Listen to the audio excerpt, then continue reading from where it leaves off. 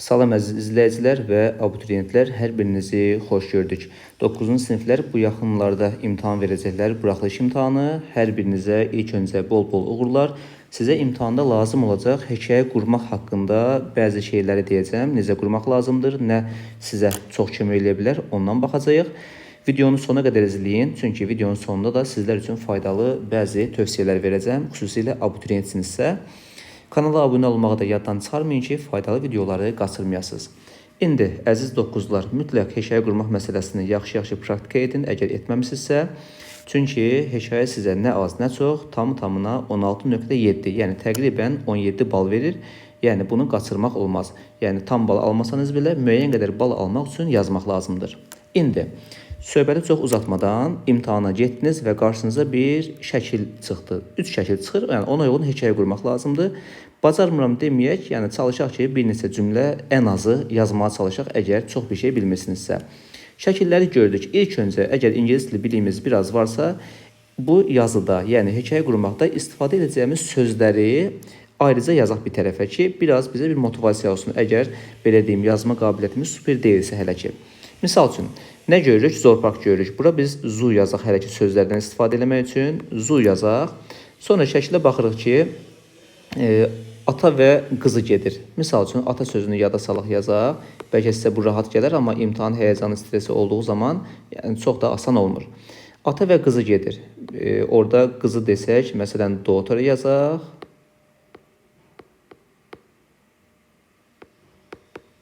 Bu təbii ki, U hərfidir. Daha sonra, misal üçün, söz sayını çoxaltmaq lazımdırsa, çünki 35 söz lazımdır, qızın qabağına biraz əlavə edək. Misal üçün, young daughter yazaq ki, gənc qızı ilə, balaca qızı ilə gedək. Little-da, small-da yazmaq olar bura. Bura biz young yazaq. Misal üçün, zorpaq sözünü yazdıq. Heyvanlar var, görürsünüz ki, və quşlar var. Heyvan sözü nədir? Animal yazırıq. Biz heyvanlar yazarıq, ona animals yazaq. Quşlar yazaq, birds yazaq. Daha sonra 3-cü şəkilə baxırıq ki, orada şir var. Şir nə idi? Lion idi. Daha sonra, misal üçün, qəfəs sözünü yazmaq olar. Qəfəs sözünü yəqin ki, bilirsiniz. Cage ola bilər. Daha sonra, misal üçün, şir orada baxırıq ki, qıza baxarkən çox böyükdür. Misal üçün, big animal kimi yazmaq olar və ya big lion kimi yazmaq olar. Bunlar hamısı bizim, belə deyim, söz bazamızı, big animal, genişləndirmiş olur. Yəni, söz sayımızı artmasına səbəb olur ki, çünki tam bal almaq istəyirsinizsə, 35 söz plus olmalıdır, bunu biləsiniz. Ata və qızı şəkildə görürük ki, giriş, belə deyim, piyada gedirlər orada. Misal üçün, walk yazmaq olar mətnin içərisində. Daha sonra nə yazmaq olar? Məsələn, qıza baxır ki, 3-cü şəkildə bunu belə dairəyə alıram. Görürsünüz ki, qız biraz qorxur. Məsələn, qorxmaq sözü nədir? Scared yazmaq olar bura. Bunu yazaq bura. Və ya həyəcanlı oldu və yaxud da heyrətliklə baxdı desək, məsələn, amazed sözü var, bunu da bilirsiniz. Yəni, bu formada sözlər yazsaq, imtahan stresimiz biraz azalar. Yəni, biraz görərsiniz ki, daha yaxşı esse yazmışsınız. Bu şəkildə sözlər. Yazandan sonra, amma bəzi şagirdlər ilə sözlər yazıb gedirlər. Yəni, yaddan çıxarmayın ki, sadəcə sözlər yazmaq sizə bal vermir. Bundan bir hekayə qurmaq lazımdır. Yəni, o yazı üçün ayrılan yerə, belə deyək, cavab kağızına mütləq cümlələri köçürmək lazımdır. Sözləri köçürmək təbii ki, bal verməz. Bu sizə bir dəstək üçündür ki, sözlər yadımıza düşsün. İndi, belə bir cümlə başlamaq olar. Misal üçün, it was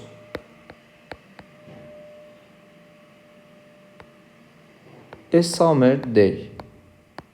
Bir yay günü idi. Deyək ki, məsələn, ata və qız dedik, doğru mu? Misal üçün, yazaq, a father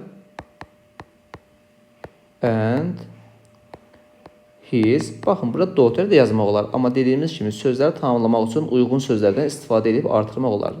His young ola bilər, little ola bilər deyə. And his young daughter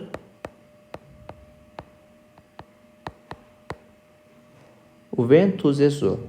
Məsələn, orada getmə sözünü yuxarı yazmamışam. Go indiki zamanda getməkdir. Went də keçmiş. Went to the zoo. Baxın, bu formada. Misal üçün yazaq ki, Z-yə və yaxud da yaza bilərsiniz ki, in the cage, qəfəsdə. Mən bunu mörtəzə yazıram ki, istəyən bu şəkildə düşünə bilər. In the cage də ola bilər. They Yazacağıq ki, çoxlu heyvanlar görürlər. Görmək nədir? See feili. Biz keçmiş zamanda yazdığımız üçün so yazırıq bura. They saw different və yaxud da many animals yazaq. Onlar çoxlu heyvanlar gördülər. Artıraq cümləmizi and birds yazaq. Çoxlu heyvanlar və quşlar gördü. Cümləni oxuyaq görək. They saw many animals and birds. Misal üçün belə yazmaq olar. Sonra onlar misal üçün yaxınlaşdılar. They, məsələn, yaxınlaşmaq sözü approach sözü var.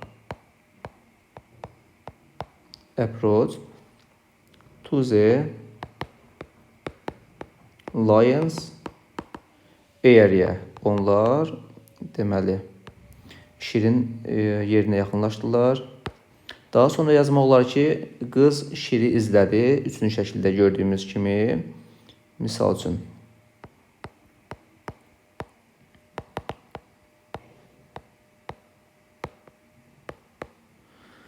The girl watched the lion. Misal üçün, with big eyes yazmaq olar. With big eyes. Xət biraz səliqəsiz düşür. Planşetdən istifadə etdiyim üçün görməzdən gəlin mənfiləri ümid edirəm ki, faydası olar.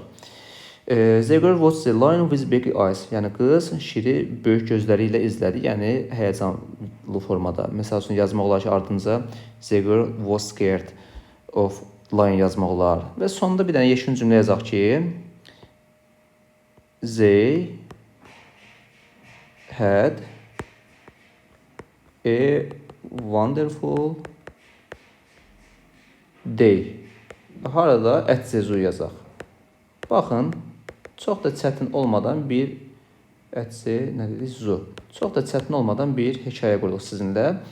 Yəni bunu yazan uşaqlar, ora boş kağız verənlər və ya sözləri yazıb gedən uşaqlar təbii ki, fərq olacaqdır. Dim sizə buna görə bal verəcək, narahat olmayın.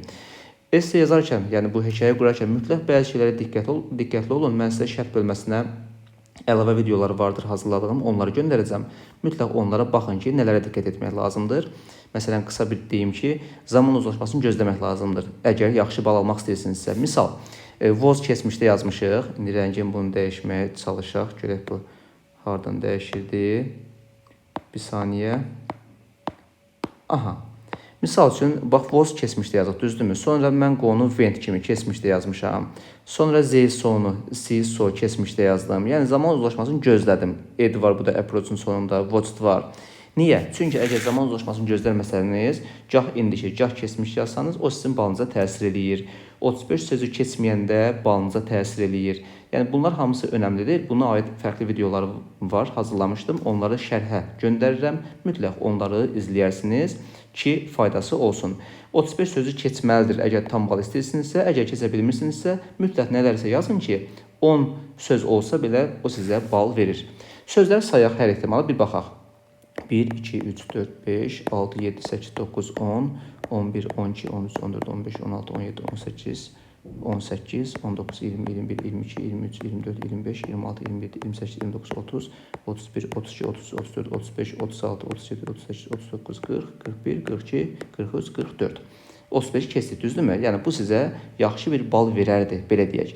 Ona görə essedən qorxmuruq, yəni hekayə qurmaqdan qorxmuruq, yaxşı-yaxşı çalışırıq. Bura qədər izlədinizsə, demək ki, 9-da oxuyursunuz. Sizə faydalı 2 şey deyim.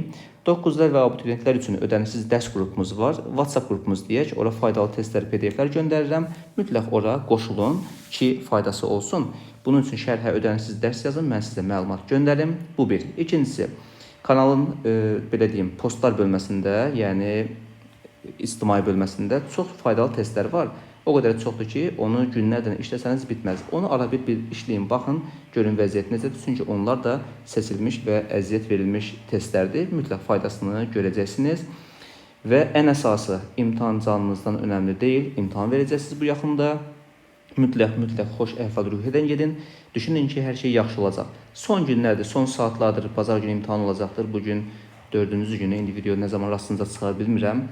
Yəni stresli falan da bu şeydən uzaq qalmağa çalışın. Artıq mövzuları başdan təkrarlamağa bilirsiniz ki, vaxt zaman yoxdur. Sınaqlar üzərindən gedin, yaxşı listening eləyin və s. ki, sizə faydası olsun. Və bir daha deyirəm, unutmayın ki, sağlığınız və səhhətiniz imtahandan daha önəmlidir. Xoş əhval-ruhiyyə ilə getməyə çalışın və bilin ki, hər şey yaxşı olacaq. Bu bir attestat imtahanıdır deyək. Əgər ali məktəb hədəfiniz varsa, bu da sizin üçün bir, necə deyək, xəbərdarlıq siqnalı olsun. Mütləq imtahandan sonra başlayın. 11-ci sinif üçün, yəni bir neçə vaxt fasilə verin özünüzə. 11-ci sinif üçün yaxşı çalışın, çünki get-gedə çətinləşir bəzi şeylər, yüz sözlük esse filan var və s. Belə, əziz abituriyentlər və şagirdlər, ümid edirəm ki, faydalı oldu. Əgər faydalı oldusa, sinif yoldaşlarınızla da bölüşün ki, onlar da faydalansın. Hər birinizə bol-bol uğurlar olsun. Hər şey yaxşı olacaq, narahat olmayın.